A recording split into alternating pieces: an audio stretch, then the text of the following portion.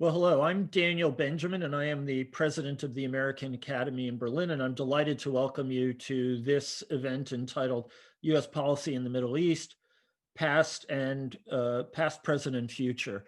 And I'm thrilled that our speaker today, the Stephen Kellen distinguished visitor, is Philip Gordon, a friend and colleague of many years. As many of you know, Stephen M. Kellen was really one of the founding fathers of the American Academy. His wife had grown up in the house, or at least lived as a child in the Hans Arnold house. Hans Arnold was her father, and Stephen Kellen was one of the most vigorous of supporters of the project of the Academy, and he had extremely broad interests. And we thought that the subject of today's talk would be very much in keeping with the spirit of Stephen Kellen. I want to say that I'm particularly grateful that Phil Gordon has joined us today. He speaks to us from his home in Washington. I apologize for the quality of my picture. I'm speaking from my sometime home in Vermont, where we have not so great New England Wi-Fi. We are going to begin with a discussion of Phil's new book, which is just released a few days ago, entitled Losing the Long Game, The False Promise of Regime Change in the Middle East. Just to give you a sense of how this will unfold, after Phil speaks, we will do a Q&A between myself and him, and then I will open it up to questions and answers, questions from the crowd, and I will see those here on my screen. Do not use the raise your hand function because we have disabled it for this event. So just so you know who our speaker is, I know that he is well known in Europe and a friend of many of the people who have signed up for today's event. Phil Gordon served as coordinator for the Middle East at the National Security Council in the Obama administration. Prior to that, he served as Assistant Secretary of State for European Affairs. He had served on the National Security Council staff in the Clinton administration, which is where we got to know one another, and he has worked for a number of different think tanks, perhaps most notably the Brookings Institution, where he set up the terrific Center on the US and Europe, which I had the honor to run after he stepped down from that position. So there are a few people as qualified to speak about US foreign policy and international affairs as Phil Gordon, and I'm really thrilled that he can join us today. So with that, Phil, I will turn it over to you. Great, Dan. Thanks so much for that. It's great to be here, at least here in the modern virtual sense, where actually, you're in New England and I'm in Washington, and a lot of our participants are in Germany and all over the world. But because I think, you and I would both probably rather be overlooking the Wannsee at your beautiful academy. But it's nonetheless nice to all be together. As you noted, I actually saw a lot of old friends and colleagues and experts on the list, and I look forward to a good conversation. Maybe what I can do to kick it off is just to say a few words briefly about why I wrote the book and why I wrote it now and what the main arguments are, and then we can pivot and take in whatever direction you like.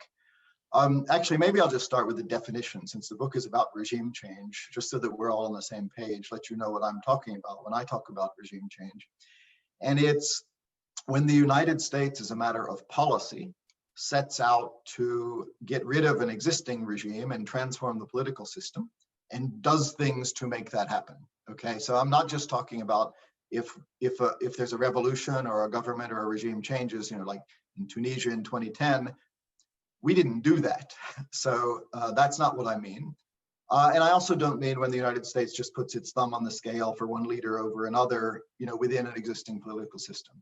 I'm talking about when the United States government, as a matter of policy, says we, for whatever reason, and as we'll see, there are a lot of different reasons, we want different leadership and a different system, and we're going to do things to make that happen, just so that that is clear.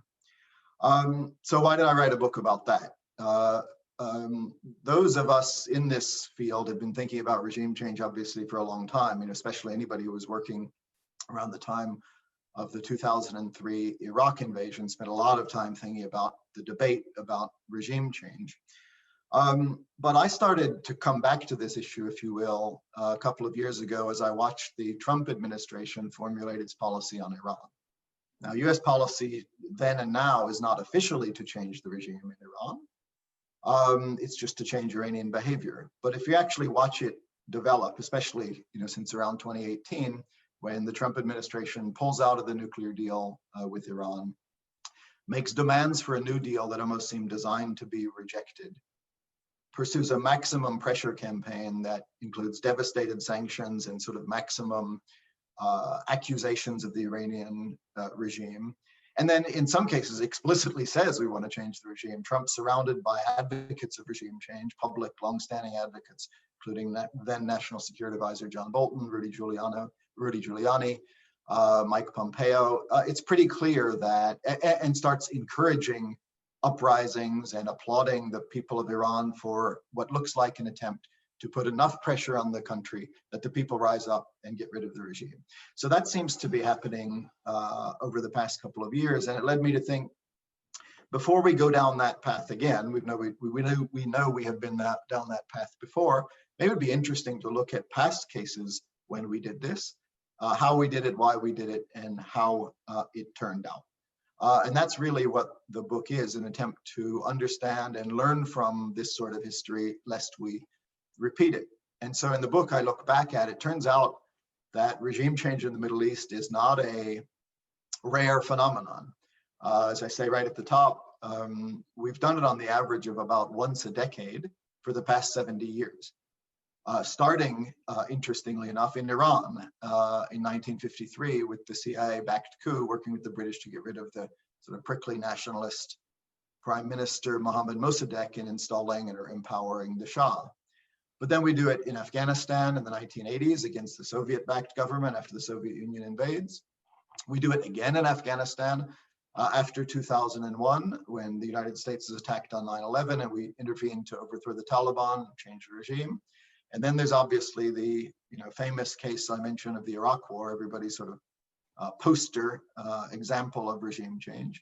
But then, and this is another reason that I wanted to write this book, you get episodes under Barack Obama, which is particularly interesting for me, having lived through and worked and been a part of those episodes, to try to draw the lessons. Well, what did we learn from this? And that's particularly ironic, right? Because Barack Obama, needless to say, didn't get elected on a platform of regime change in the Middle East or anywhere. If anything, it was the opposite. Barack Obama, who had sort of campaigned as a traditional foreign policy realist, he had expressed admiration for Brent Scowcroft, George H.W. Bush's national security advisor, and the way they handled the end of the Cold War and the way they handled the Iraq War in 1991 after the invasion of Kuwait. And Obama, in a way, as much as anything, gets elected because of his opposition to regime change. In the primaries, Hillary Clinton supported the Iraq War. Barack Obama didn't. In fact, he famously argued against it in a speech in Chicago in 2002, and nobody ever heard of him. He made a case against, he said, I'm not against all wars, I'm just against dumb wars. And he articulated why he thought overthrowing Saddam would be a dumb war. So he's elected, and he beats John McCain in 2008. McCain, a strong proponent of the Iraq War and the surge of troops in Iraq. Obama's against it. He becomes president. And yet somehow, in some way, even under Barack Obama, we get pulled into this attempt to change regimes in the Middle East. And I'm talking about helping to push out Mubarak in Egypt and bring about a different political system there. I'm talking about the NATO-led intervention in Libya to get rid of Gaddafi. And I'm talking about efforts in Syria, which actually didn't succeed, but were designed to overthrow the regime of Bashar al-Assad.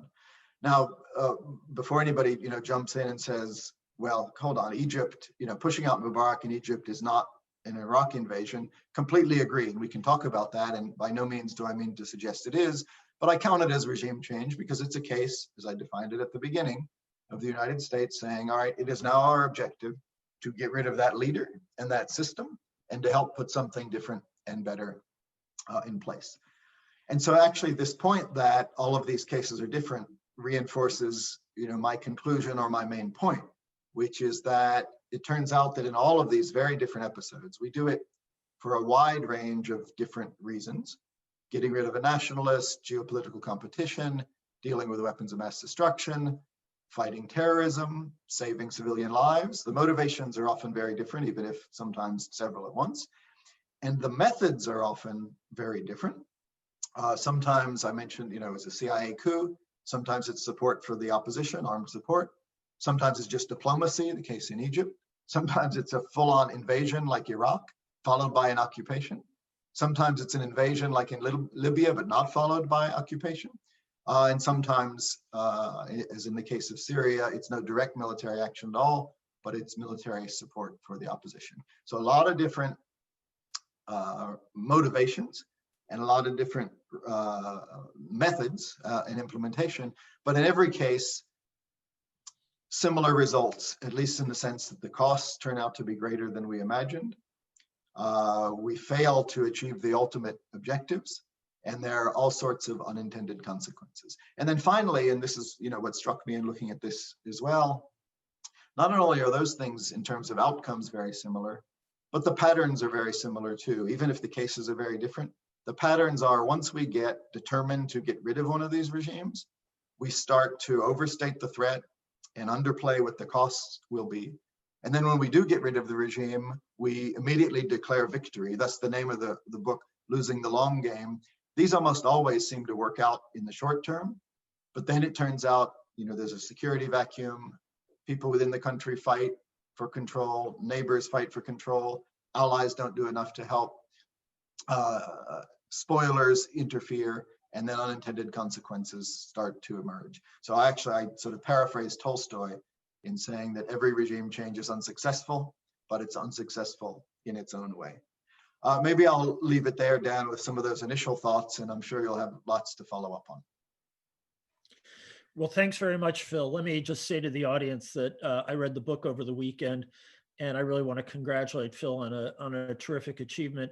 I have to say, I admire his ability to sort through all these different cases. It's a profoundly depressing story. So if you're looking for a pick-me-up, this is not the book to read. It is really a very quite 2020 book in that sense, Dan. Yes, it is. Exactly. But it also made me reflect on how little I've been thinking about these things since 2017, and how our attention span has entirely been tilted towards Washington today. But I think it's a very, very useful book. So, let me ask you a few questions about the cases, and then we can go on and look forward to what kind of U.S. foreign policy should we have in the Middle East, assuming that there might be a change in the White House in January, and that some people have actually thought about this and absorbed the lessons learned. So I guess the first question is, why do you think we keep making mistakes? Why do we fall into this habit? Is it the case that we're simply intoxicated with our military power and therefore and our diplomatic power, and can't resist trying to change the world, that we're always trying to reinvent things? Yes, and that is a good question. I think an appropriate one. If I'm even close to right about the poor track record of this and the costs and the unintended consequences, it's a fair question why we keep doing the same thing over and over again. And now partly it's admittedly because these are hard problems, and in almost every case regimes that are horrible in many ways to their own people and to their neighbors. So I in no way am suggesting that there wasn't a problem to begin with. But the reason I think we keep falling into the trap of thinking we can fix these problems, this is actually interesting for a largely European audience, because I would attribute it very significantly to something very American about our political culture, which is this notion that every problem has a solution, And it's just up to us to find it and use our tremendous power and will to do it. And that does derive from American foreign policy. It is more optimistic, this can-do attitude. We've done great things in the past. We're the most powerful country in the world. And once we set our mind to it, we can fix the problem. I think Europeans have evolved over the years through their foreign policy, and frankly, their relative lack of power, at least compared to superpowers, to accept that there are some problems that they just have to manage and deal with and contain, but they can't really fix. But there is this great American inclination, and you've served in government, you've served in the White House, and you have a meeting in the Situation Room, and it sort of needs to have a proactive answer. It really can't end with, well, there's not a lot to do about it, we'll just sort of manage it. The tendency is to try to fix it. And I think I'll just say about that, I think there's something noble and honorable about this, that we are determined to do what we can to solve problems. But as I point out, there's also something dangerous about it when it turns out that you don't have the capacity to solve the problem, and you can even make it worse. Absolutely. And you quoted Tolstoy. The quotation that kept going through my mind as I read the book was from Pascal, which is that the source of all, essentially the source of all human unhappiness is the inability of a person to sit alone in a room by himself. And that is a very American problem, that we see problems and feel the need to fix them. And I agree with you that there's often a noble motive behind that. But there's also American politicians, presidents in particular, are very unwilling to watch things go on around the world. In the sense of the United States is that we're the caretaker of the world order, and we should do something. That old joke about the State Department, don't do something, just stand there. That doesn't fit very well for a chief executive in America. Yeah, it doesn't. I mean, I might just add, because you're absolutely right. I think we saw that because I'm explaining why even Barack Obama, this anti-interventionist, regime change skeptic realist who wants to pivot our attention to Asia and deal with problems at home, ends up intervening in the Middle East, in some cases to change regimes. And I think the answer is what you just described. I mean, it's partly what I described about the American political culture, but the almost bureaucratic structure of our Congress and media puts pressure on even a skeptical administration to do so. I described that in the book on Libya early on. I knew where Obama was coming from, and I didn't detect any desire to intervene in a North African country, especially militarily. But I describe in the book going down to the gym at the State Department one night and watching CNN on the treadmill and just seeing this series of politicians insisting that we do something about it. And that was the moment it struck me, we're going to intervene in Libya, because the pressures of doing that are tremendous. Actually, I also point out in the book that one of those, he wasn't a politician then, but Donald Trump recorded a video and put it out saying, how can we just sit there and not do anything in Libya? He later called the Libya intervention a disaster, but he was part of this system of just saying, it would be easy, why don't you guys do something? And that's also a big difference between the United States and other countries, including often European countries, is when you have the means to do something, there's pressure on you to do it. If you don't have the means to do it, it doesn't even arrive as an issue. So you just get the pressure from the media, from Congress, sometimes from partners in the region, and then you have the tools, and it's hard to just sit there and not do it. Syria is another good example of that, where actually Barack Obama did resist the pressures to intervene in Syria, but they just grew and grew and grew. And again, to give examples from government, good luck testifying to Congress about why you're not intervening when all of these horrible things are happening on the ground. So I think those combination of factors just leads us to do it again and again. Right. So we are allergic to taking a tragic view of world events, and we have all kinds of resources, military and otherwise, and therefore a sense that we are capable. But we seldom have, in your description, the willingness to devote all the necessary resources, if it could be done at all. And the other thing that we don't have historically, and it's not pleasant to say this one way or the other, is we're not bloody minded. And that, perhaps in the past, the Russians or others have managed to invade countries, but they're prepared to do horrible things, and we're not. I think that speaks well of us, but it also should caution against our thinking that we have an imperial vocation of some kind. Yeah, absolutely. On the bloody mindedness, I would again point to Syria as a good example. When people would plead with the Obama administration, the Russians are showing that there is a military solution, and they're showing how you do it. Oh, and you guys are just letting that happen. My response to that was always, we could do that too. I mean, the Russians were strafing half of Aleppo in service of keeping Assad in power. Well, we could have strafed the other half of Aleppo, probably more effectively than the Russians.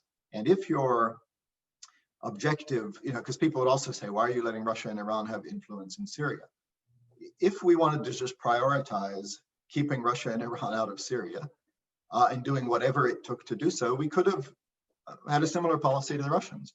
If necessary, we shoot down Russian planes, we destroy all of the Syrian infrastructure, and we model our intervention on the Russian intervention. Just if you have to kill a bunch of civilians, you kill a bunch of civilians. We weren't prepared to do that, and I'm not sure that's something we should be apologetic about or embarrassed about. Right. So one thing that may, go out the window with the idea that intervention is a fool's errand, at least for America, is the notion of duty to protect, which, for the last 20 years or so has been a very hot idea in the international community. And you mentioned in various points that one of the things that haunted many of the policymakers in the Obama administration was Rwanda, where America, I think to this day, feels it should have done more, and didn't, for reasons having to do with the context. We've just been through Somalia, et cetera, et cetera. How do you square that? What's the future of duty to protect and of a humanitarian international policy? Look, duty to protect is obviously an honorable notion, suggesting that state sovereignty should not be perfect, and if within a country civilians are being killed or harmed in some way, if you have the capacity to do something about it, you should do it. So it is a highly honorable notion. The only problem, I guess, I have with it is when it is used to imply that the only constraint on us saving those lives is sort of international law, respect for international law, and so a lack of an international legal basis and respect of sovereignty that prevents us from doing it. And unfortunately, that's not usually the main issue. The main issue is having a means to effectively do so, short of deploying tens or hundreds of thousands of troops to keep the peace in divided countries where, either a dictator is repressing people or there's a civil war. And so it implies that if only leaders, got over this hurdle of having a basis at the UN for intervening, whether it's Rwanda or Bosnia or Iraq or elsewhere, they would do so. But as I describe in the book, that's not really usually the problem. And even in the case of Rwanda, where I think, given the scale of the atrocities there and genocide, it's hard to argue that something shouldn't have been done to prevent that. But there too, it's harder to actually articulate what you would have done and how, and to explain how you would have found political support for doing so, than it is to just assert we should have done it. I mean, I think it's clear in the case of Rwanda, a lot more could have done before the murders started. But let's say for whatever reason that wasn't done, then you have to answer the question, okay, so what would you do? If in a country people are just going after their neighbors, would you send the forces necessary? Because there were forces in Rwanda. There were Belgian forces, and they were taken hostage, and the extremists said they would kill them if more forces were sent. So you have to grapple with the notion: are you prepared to do what is necessary? And one of the other things I show in the book is what is necessary is almost always more than people assert. And there's always this notion that a limited amount of force, or even sanctions, but even beyond that, a limited amount of force will deter the dictator and the bad guys from carrying out their repression. And it's almost never the case. It is always the case that more force is required rather than less. And then even once you succeed, it opens the question, how do you maintain stability and security once you've wiped out the regime that was doing the repression in the first place? That's particularly the case, Dan, in Syria, where it was often implied that if only the United States had conducted some airstrikes early on, then you could have gotten rid of the Assad regime and put something better in place. But there's very little reason to believe that. And just to make one comparison, there are a lot you could make, but think about the comparison between Libya and Syria. In Libya, that was also said, but in Libya, NATO launched an operation that began with US cruise missile barrage, and we took out all the air defenses, and some partners in the region were sending arms to the opposition. That conflict went on for 8 months before Gaddafi, there was no settlement before Gaddafi was pulled out of a pipe and murdered and recorded by cell phone. And Libya didn't have anywhere near the military capacity of Syria, which was backed by Russia and Iran. So the notion, and it would often come up, when Obama failed to conduct airstrikes in 2013, that, if he had only conducted those airstrikes over the weekend, it would have all been different. Well, sadly, it likely would not have been all that different. We know that the Trump administration did conduct airstrikes in 2017, 2018, which may or may not have helped deter chemical weapons use, but they certainly didn't turn the tide. So it always takes more than is implied if you're really prepared to go in and try to prevent this sort of thing from happening. And it certainly seems like it's an aspect of our strategic culture that we are relentlessly optimistic about these things. I remember, this is just a brief anecdote, a parent in our neighborhood whose kid played on the same soccer team as my son had gone to high school with Bashar al-Assad.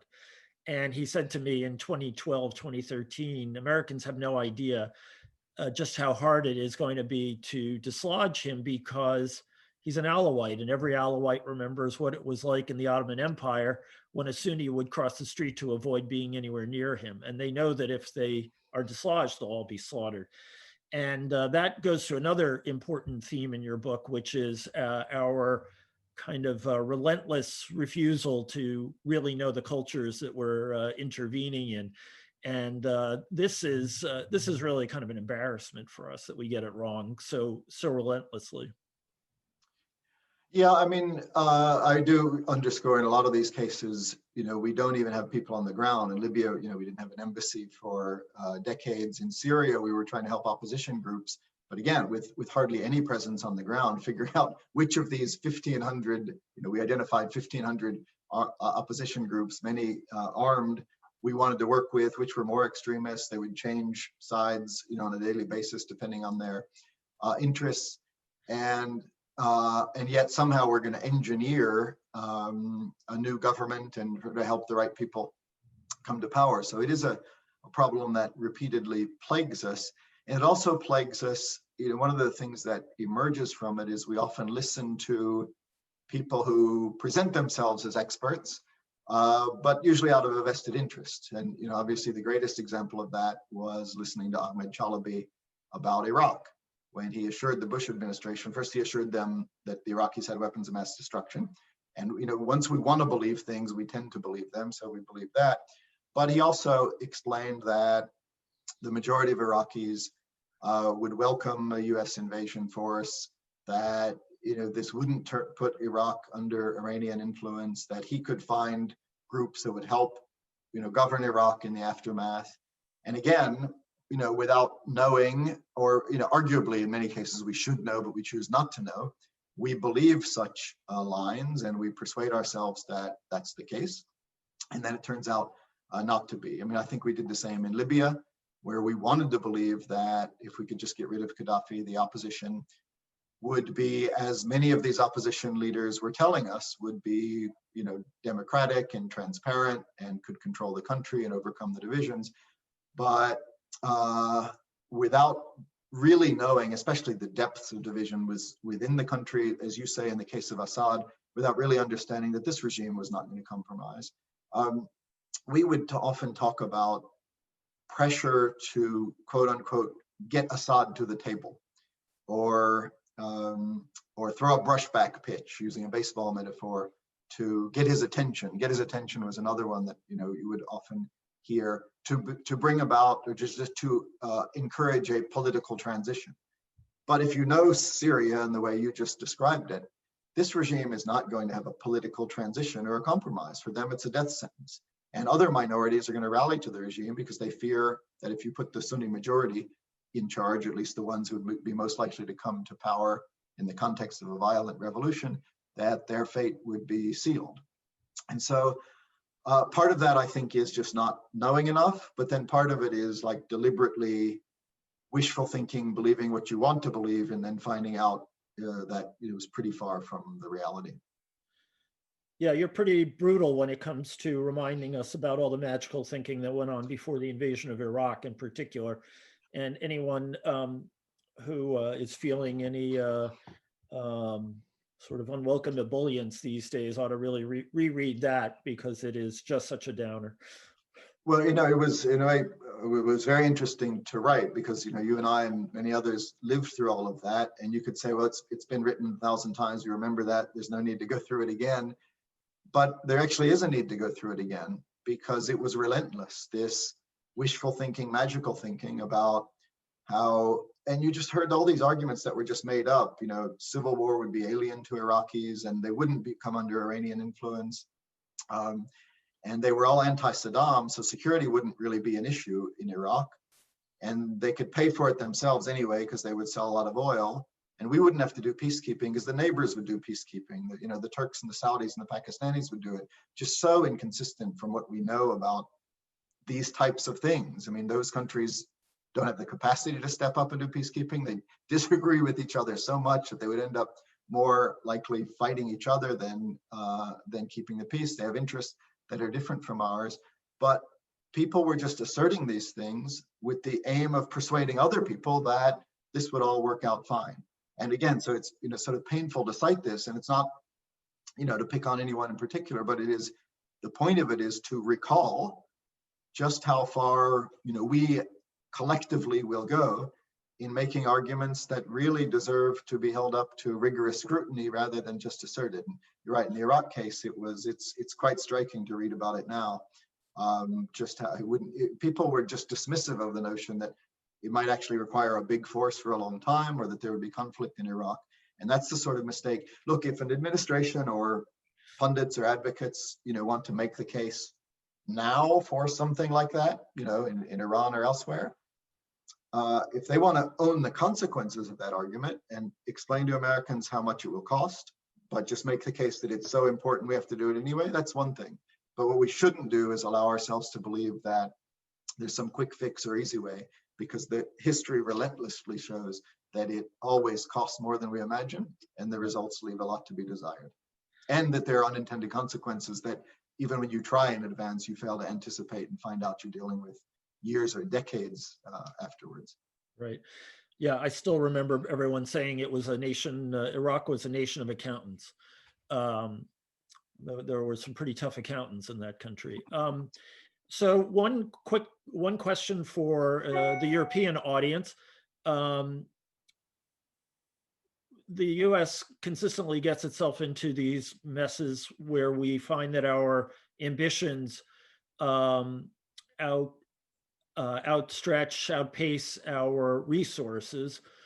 Would things be different if we had in Europe as much or a comparable amount of capacity to our own, if we had a much stronger partner, let's not even say comparable capacity, but if we really were a West of significant military powers acting in concert, would we do better? This is relevant because of the ongoing debate over the 2% military expenditure that President Trump has done so much to advance or really grind into people's faces of late. What's your view on that? The short answer is yes, and I think it would be in our interest for Europe to have more capacity. Now, let's be clear, it wouldn't solve the core and fundamental problems about how hard it is to do regime change, and the need to think this through in advance doesn't necessarily make such interventions a good idea. But in terms of contributing to stability in the region or the success of such operations, sure. I mean, think about a couple of the cases we've talked about. In Afghanistan, Europeans significantly stepped up. I was at the State Department from 2009 to 13 when we were making a great effort. Obama did the surge, and we wanted more European capacity, money, and troops, and a number of a lot of Europeans military lost their lives trying to help us make Afghanistan succeed. Now, the fact that this was almost a decade after the original intervention tells you something about how challenging it is. But we couldn't have even accomplished what we did accomplish without European support and participation. And even more of it would have made it easier to achieve the goals that we were trying to achieve. Think also about Libya, which was a sort of interesting test case of this with, like most of these things, pros and cons. As you remember, President Obama was clear, we definitely didn't want to do Libya alone.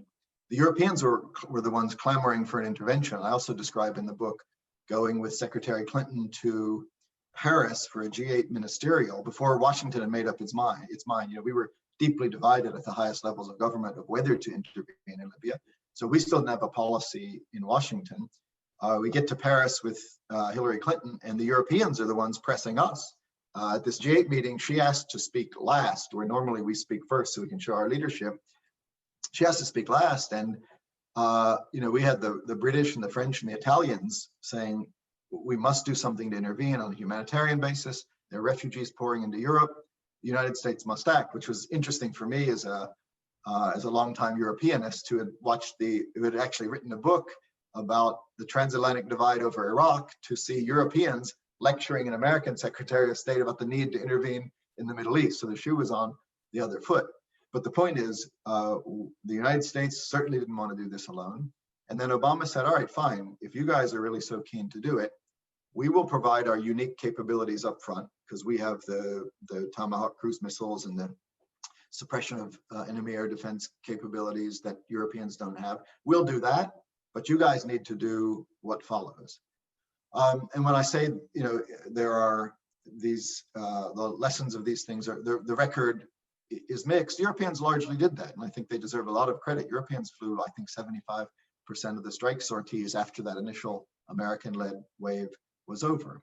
But what they didn't do, or arguably even couldn't do, is once the Gaddafi regime was removed, go in with massive amounts of peacekeepers and money and civilian experts and stabilize the country.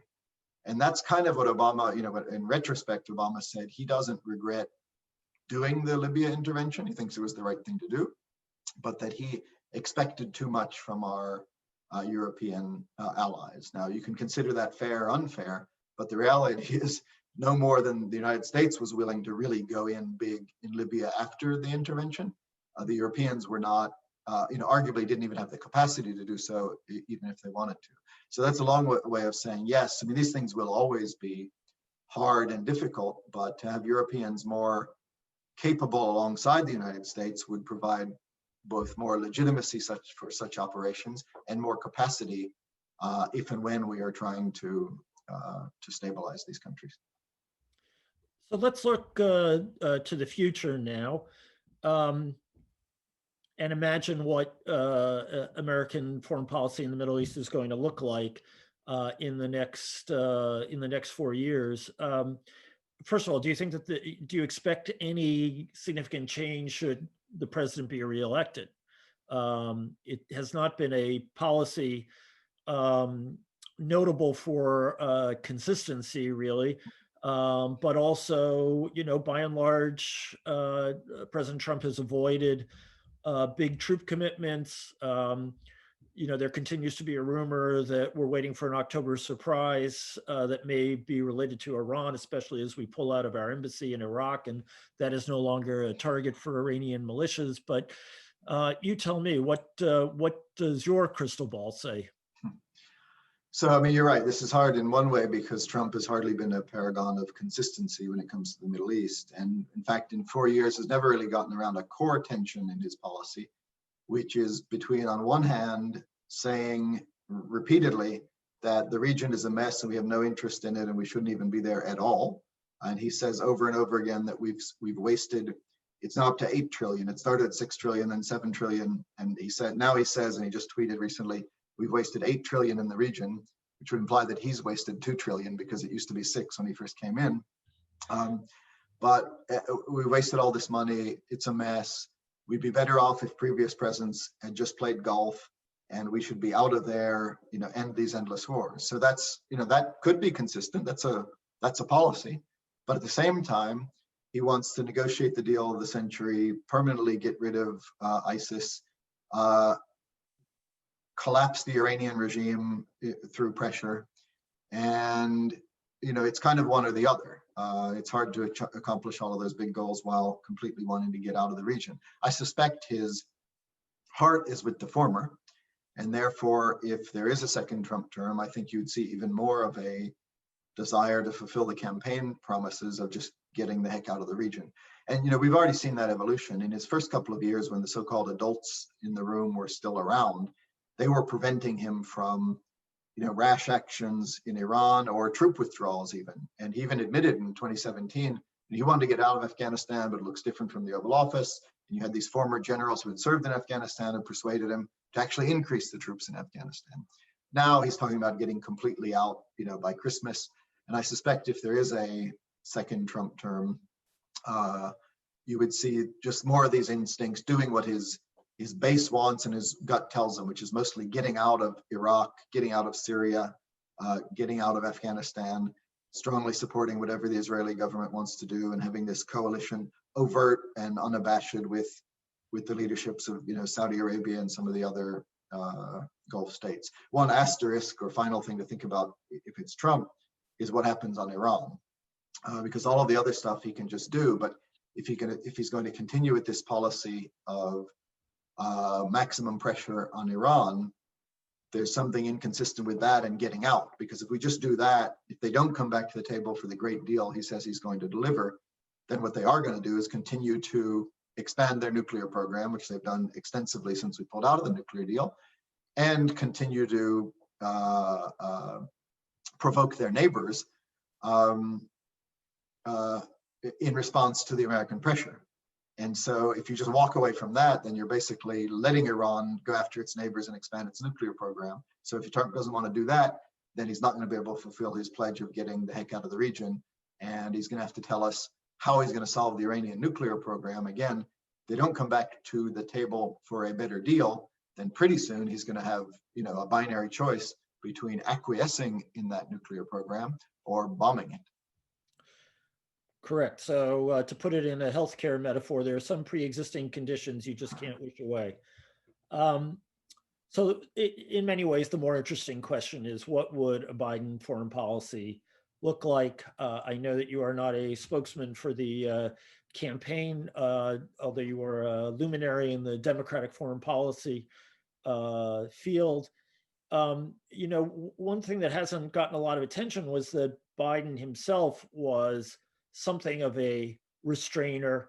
And when the question came up of a surge in Afghanistan, he was the one who said, minimal counterterrorism mission, let's stop pouring troops into this quagmire.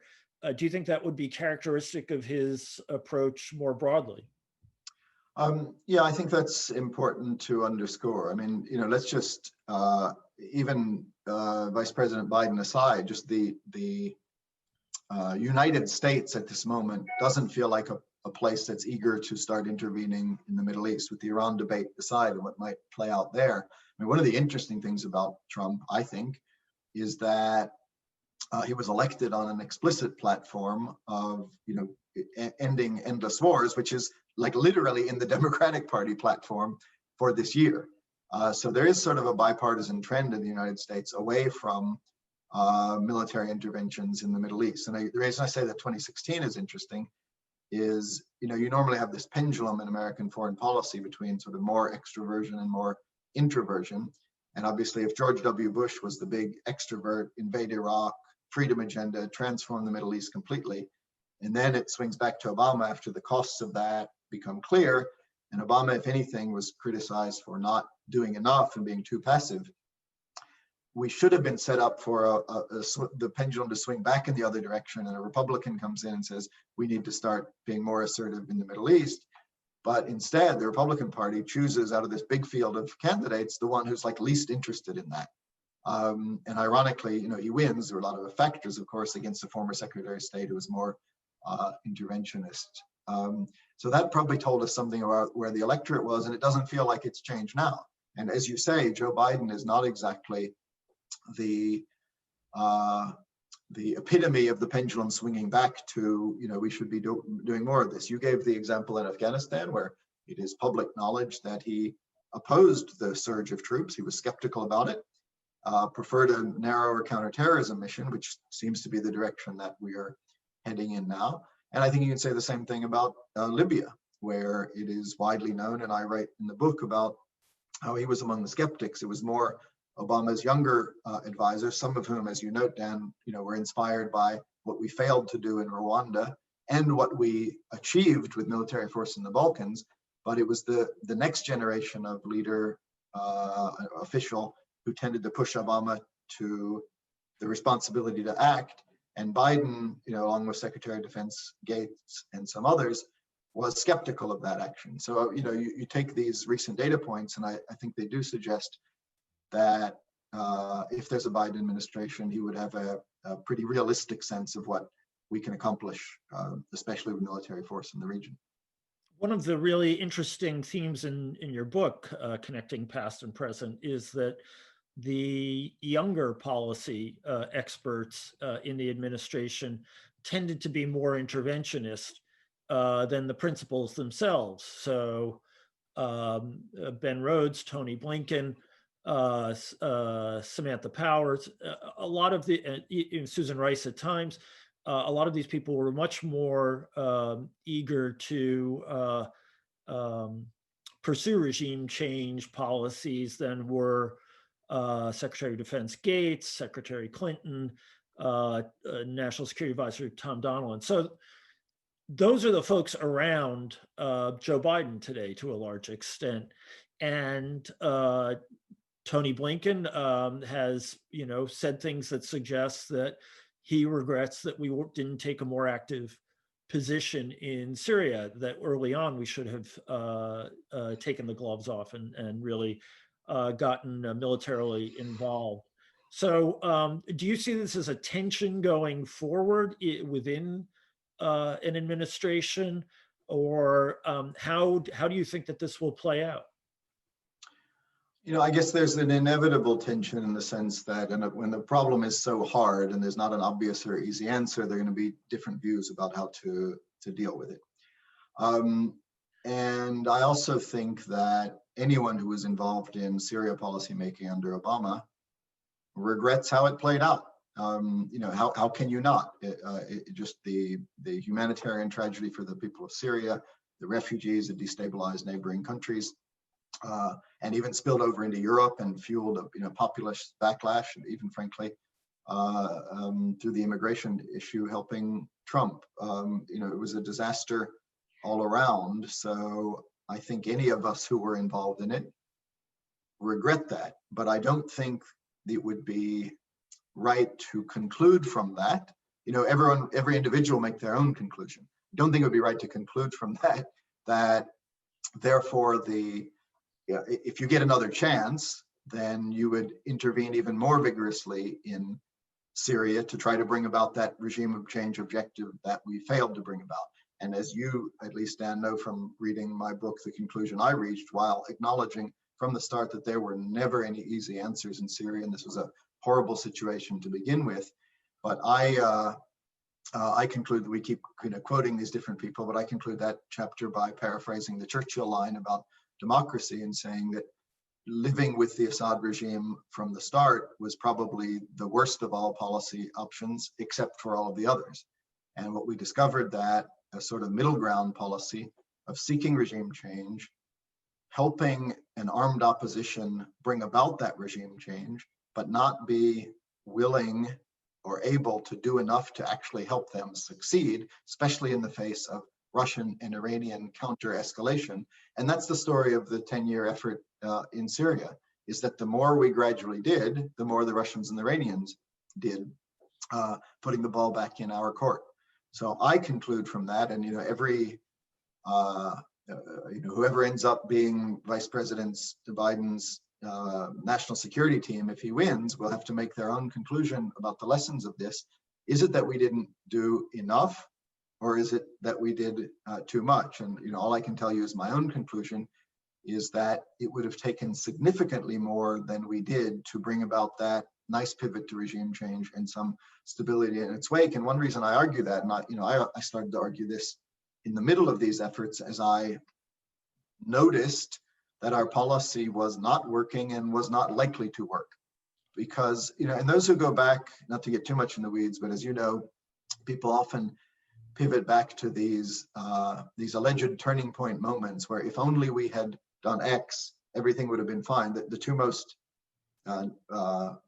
frequent examples are the Petraeus plan to arm the Syrian rebels in 2012, where people say, if only we had done that, we could have brought about change. There's no reason to believe that a modest program to arm the Syrian rebels in 2012 would have overthrown the Assad regime. And one reason we know that is that later efforts to assist the Syrian rebels only led the regime to crack down even further with Russian and Iranian support, including a direct Russian military intervention. And the other, if only moment was, I already mentioned, the 2012 chemical weapons airstrikes that Obama decided not to do. There's just no reason to believe that a weekend of airstrikes to degrade their chemical weapons capability would have led to regime change. So my conclusion is, if you want to make the argument that we should have done more, you have to accept that it would have been a lot more.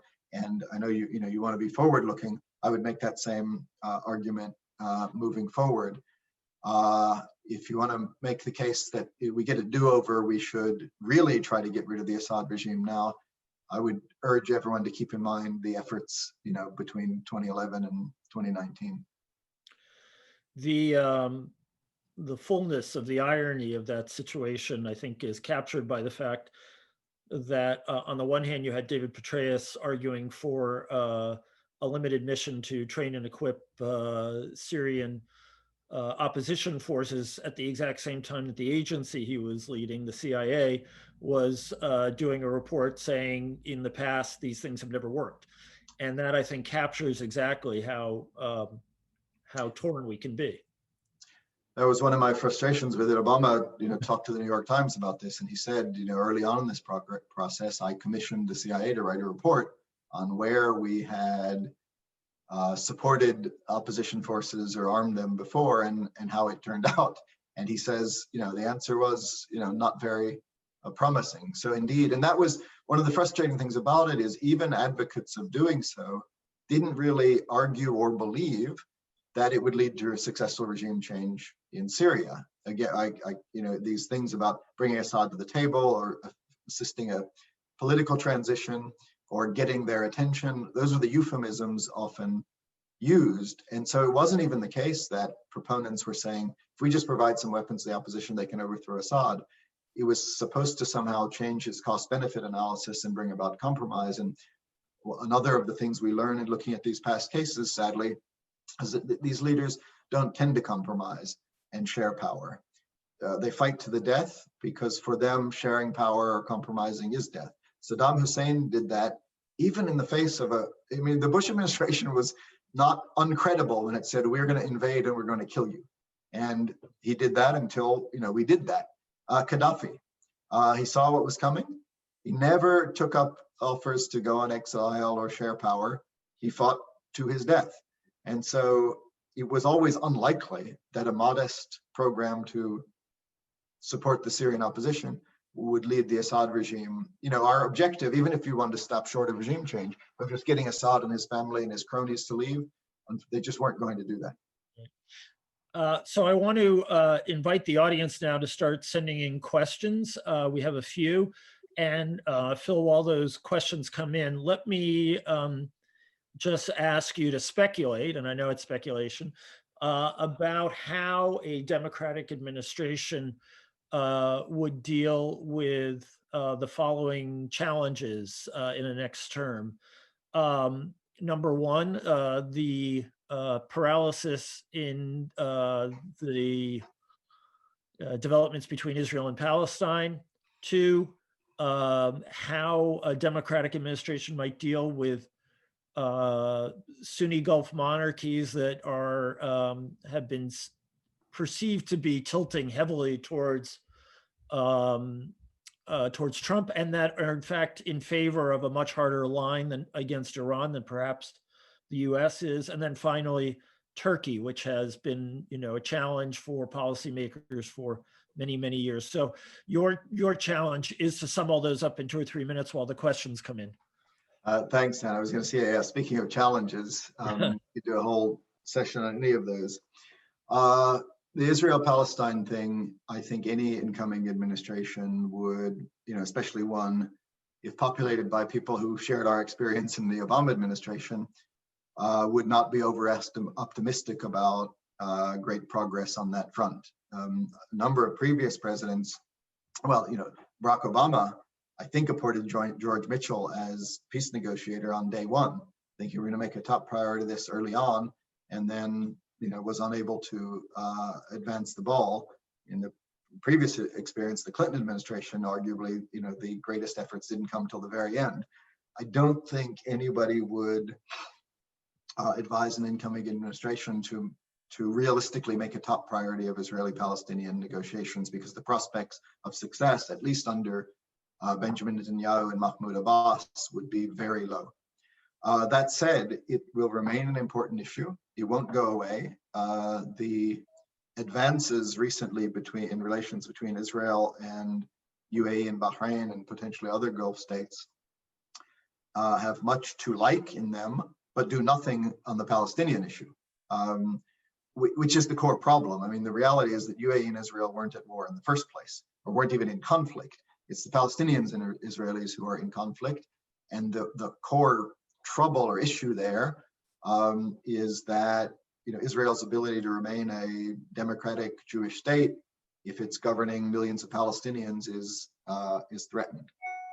What I can tell you what Vice President Biden has said he would do, which is to continue steadfast U.S. support for Israel, but also end the Trump administration's policy of just punishing the Palestinians.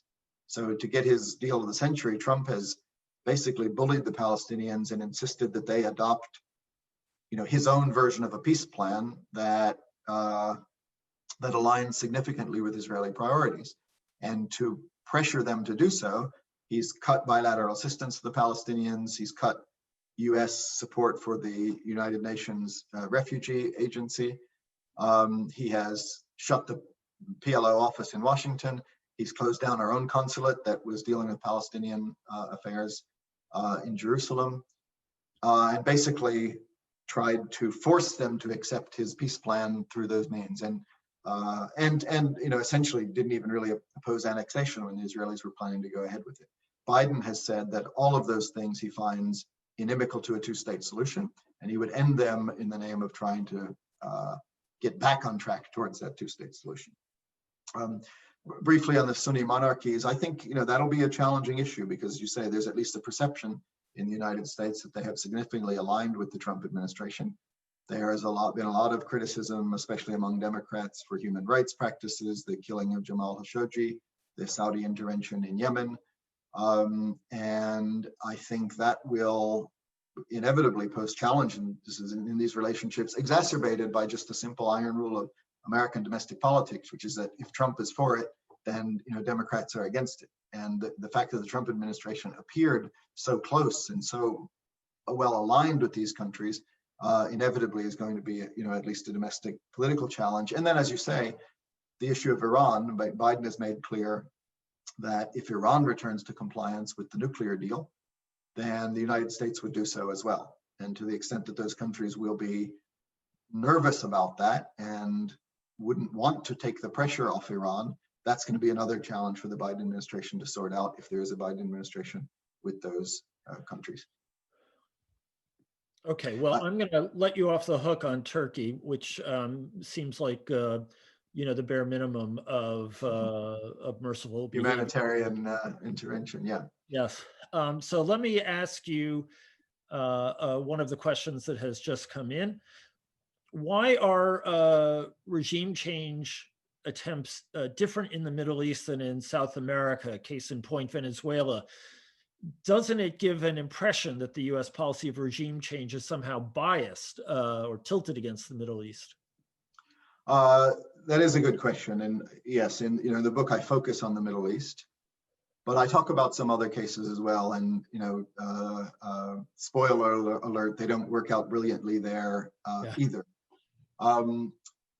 Before the invasion of Iraq, and we were talking about, advocates of that invasion were saying how this sometimes works out really well. They would most often bring up, obviously, Germany, Italy, Japan, World War II, but then a whole bunch of other cases in Latin America in order to argue that this sometimes works out well. And one of the things I say in the book is that those aren't great precedents for understanding the Middle East. I mean, not to go into too much detail, but obviously, Germany, Italy, Japan, yes, that was regime change and it was necessary, and it worked out hugely successfully, these countries becoming advanced, prosperous democracies and allies. But it also required, more than 4 years of total war and 2 million troops and long-term occupations that I don't think anybody is realistically considering when we contemplate regime change operations today. And you had circumstances in place in both Germany and Japan, which we won't get into here, but that made it more likely that you could succeed, none of which are applicable to the Middle East today. But the other thing about those other precedents they sometimes bring up, other cases in Latin America, there are plenty of failures there too. The coup in Guatemala, the Nicaraguan Contras, we spent 10 years doing regime change there. We ultimately did get rid of the Sandinista government under Daniel Ortega, but guess what? He's back, and there are protests today in Nicaragua against the government that we spent a decade overthrowing then. And then other places in the world, Vietnam, we tried to engineer even South Vietnamese regime change and end up in a worse situation. We had to follow up with 10 years of war. Cuba, Bay of Pigs, classic regime change, but it failed. And then we spent decades trying to get rid of the Castro regime and talk about maximum pressure and isolating a country, but we're still doing that today without success. So then lastly, you get Panama and Grenada, which I would be prepared to concede or accept that those were largely successful. In Grenada, we intervened in 1983 to get rid of a left-wing government after a coup. And in Panama, the dictator Manuel Noriega was, running drugs and bullying American military. And so the Bush administration launched an invasion and got rid of him there. But those, again, are exceptions that prove a rule in the sense that, just to give you an example, in Panama, it partly worked because we used overwhelming force. But if you scale it population-wise, to do in Afghanistan what we did in Panama would require over 500,000 soldiers. So again, I don't know anybody's realistically proposing that we can do in Afghanistan what we were able to do in Panama. And then finally, yes, I do think there is something about the Middle East that makes it even harder to do regime change. And it has to do with the artificial nature of the states and the way the borders were artificially drawn. And so if this is hard enough in relatively homogeneous countries with a national narrative that have existed for a long time and may have some institutional or democratic precedents, it's even harder to do in countries that don't have any of those characteristics. And unfortunately, that's the modern Middle East.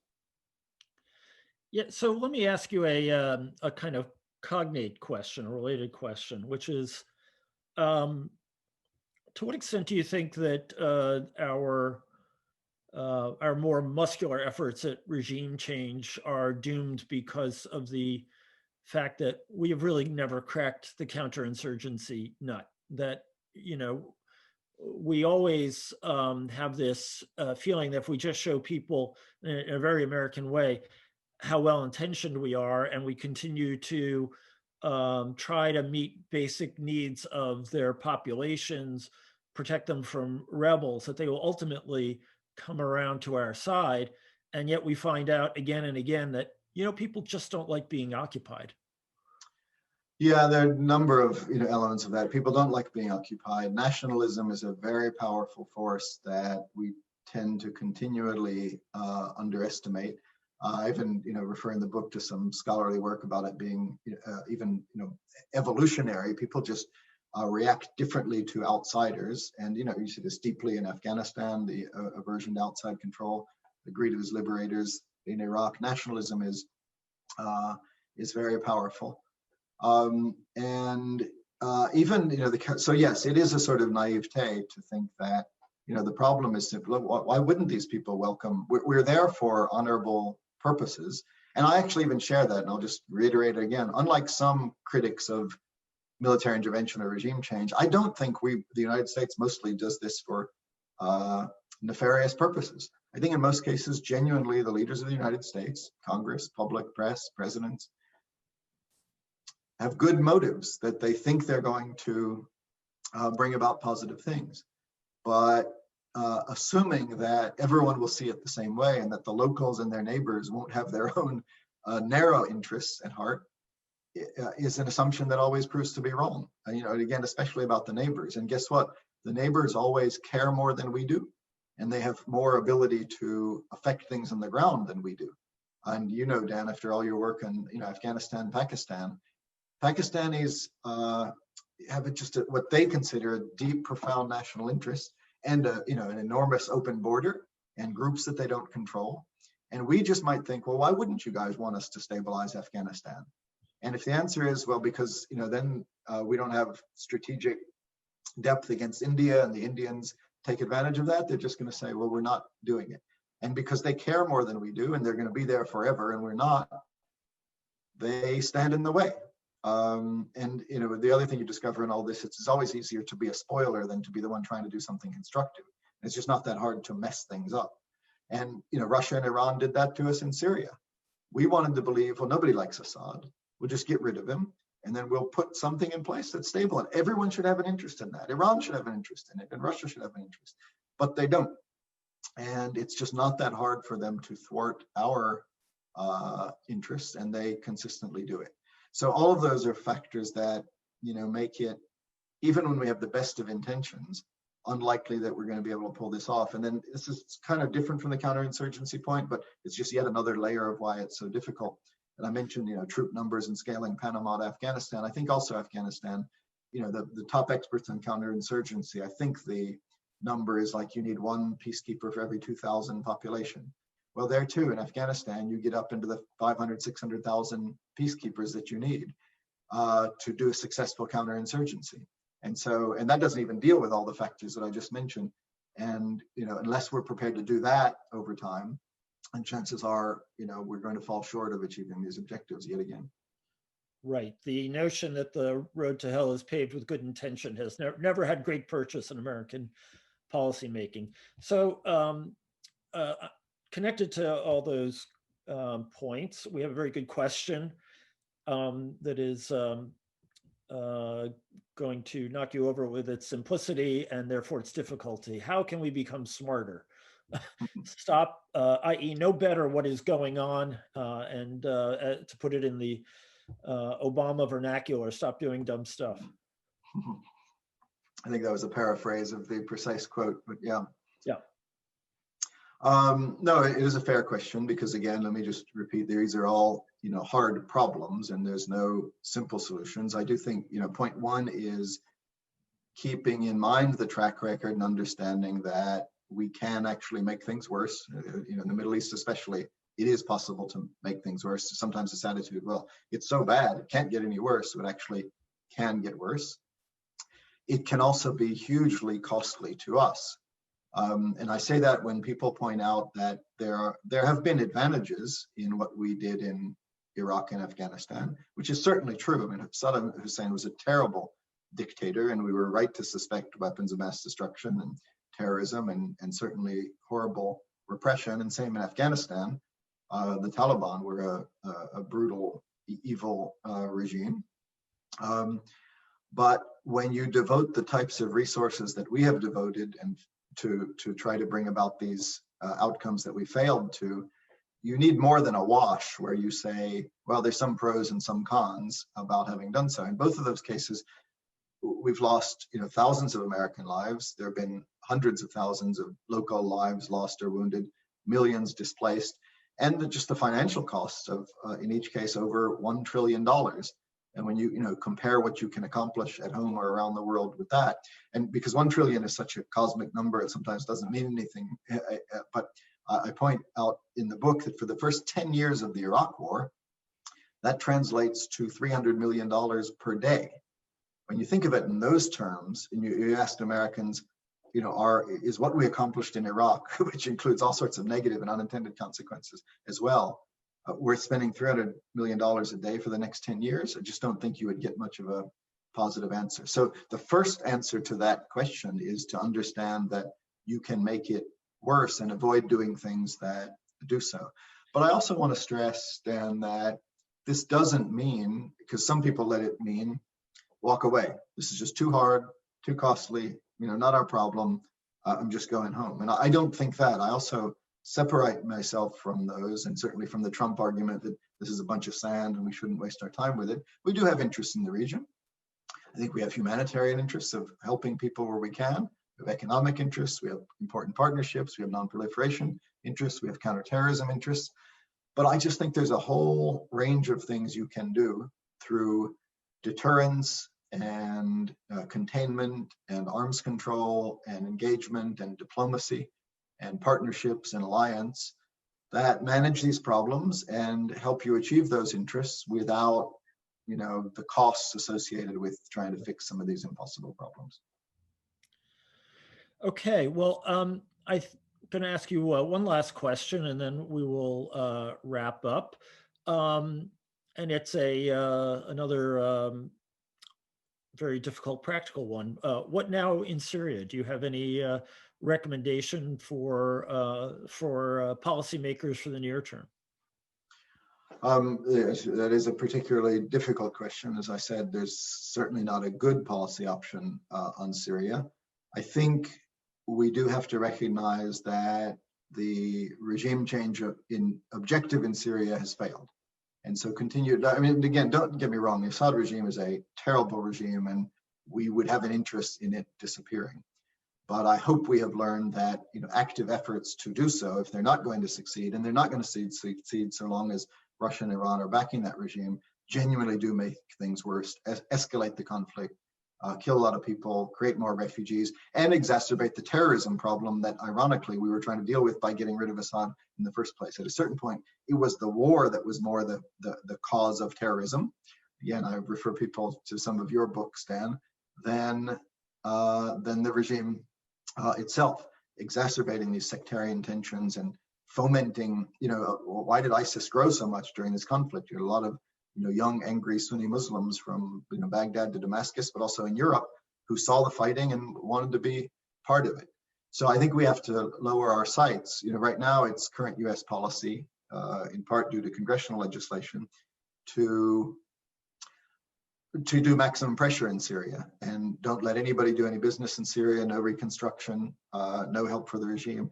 I fear that while, again, honorably motivated, that policy will only exacerbate the humanitarian situation. It won't help bring about political change. It won't help get rid of the Assad regime. And so I would use that leverage and work with our partners and allies in the region to use that leverage to accomplish hopefully more realistic goals like prisoner releases, refugees returning home, limiting Russian and Iranian presence and influence, which don't solve the problem, but advance the ball and at least avoid the situation where we're actively making it worse. Okay, well, it's a complicated but I think very thoughtful set of prescriptions, and I really want to thank you, Phil, for joining us today, and say that we view this only as a prelude to your next visit to the American Academy.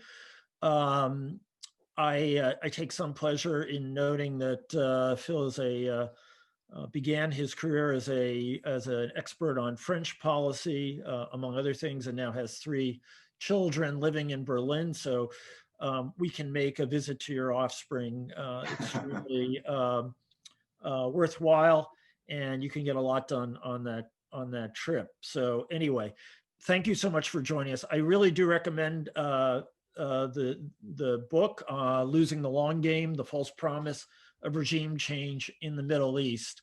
Let me just thank our audience for joining us, and note that our next event will be on Thursday, when we have Jeffrey Sutton, judge on the U.S. Court of Appeals for the Sixth Circuit, talking about his latest book, 51 Imperfect Solutions, States and the Making of American Constitutional Law. And then following that, on Monday the 19th, Professor Lynn Vavrick, a very distinguished political scientist, will talk about the pandemic and politics in America. So thank you all for joining us. Thank you again to our speaker, Phil, as always, super thoughtful, articulate, and right on the point. And I look forward to welcoming you at the Academy. All the best. Thanks, Dan. Thanks, everybody, for joining.